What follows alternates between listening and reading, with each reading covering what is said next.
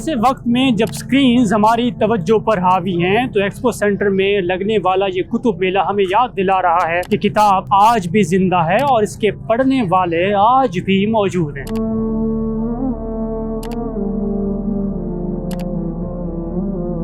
मैं 18 साल से आ रहा हूँ। इसमें अभी एक कमी महसूस करता हूँ कि पहले जो है इंटरनेशनल पब्लिशर आते थे, अब जो इंटरनेशनल पब्लिशर बहुत कम हो गए। पहले इंडिया से भी बहुत पब्लिशर आते थे, वो कम हो गए। तो उसकी वजह से जो है, लेकिन अहमियत अपनी जगह है क्योंकि एक साथ बहुत सारी किताबें जो है आपको अवेलेबल है देखने के लिए, और बहुत सारी किताबें इधर उधर नहीं मिलती है, यहाँ पर जो है इसलिए मिल जाती है कि वो एक साथ है। वरना हम कहाँ उर्दू बाजार या मुख्तलिफ जगह किताबों दुकानों में एक दो दुकानों में कहाँ जाए। तो ये बहुत बेनिफिशियल है और मैं तो इंतजार करता हूँ, दिसंबर का इंतजार करता हूँ कि यहाँ से किताबें लूँ। तो इट इज वेरी इंपॉर्टेंट।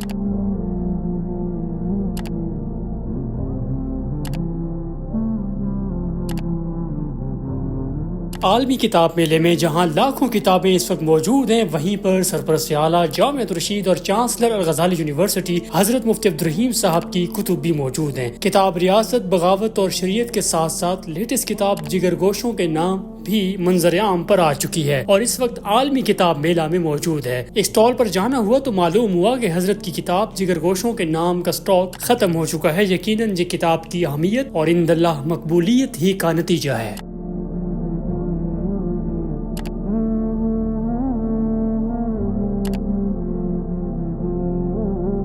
बिस्मिल्लाहिर्रहमानिर्रहीम। बहुत अच्छा लग रहा है और ख़ास तौर पर जो मैं देख रहा हूँ यूनिवर्सिटी और स्कूल के तलबा हैं, उनका बहुत इंटरेस्ट है और उनके बुक्स जो हैं वो बहुत ज़्यादा रखे गए हैं और ये बहुत अच्छी बात है। जिसने भी किया है, जिसने भी एफर्ट्स लिए हैं, ऐसे प्रोग्राम होने चाहिए। इसमें अवेयरनेस होती है, बुक्स की जो मार्केट में आम नहीं मिलते यहाँ सब मिल जाते हैं। तो इसी वजह से हम बहुत खुश हैं। हमने विजिट किया है, अभी भी देख रहे हैं, अभी बच्चों के साथ ही हम आए हैं और ये ऐसे प्रोग्राम होने चाहिए।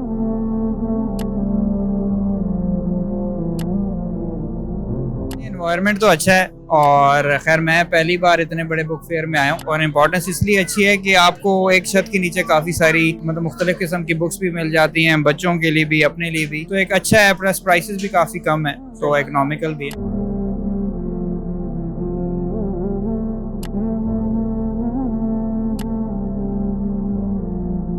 लिखने पढ़ने का अगरचे रुझान हमारे यहाँ कम हो गया है, लेकिन दो बातें मैं अर्ज करूंगा। पहली बात तो लिखने पढ़ने की अहमियत कभी खत्म नहीं हो सकती क्योंकि कुरान ने कहा इक़रा, पढ़ो, और अल्लाह सुब्हानहू व तआला ने कलम के जरिए पढ़ना सिखाया। तो दुनिया में तहरीर की अहमियत रहेगी और उस तबके में खास तौर पर रहेगी जो इम्पैक्ट करता है।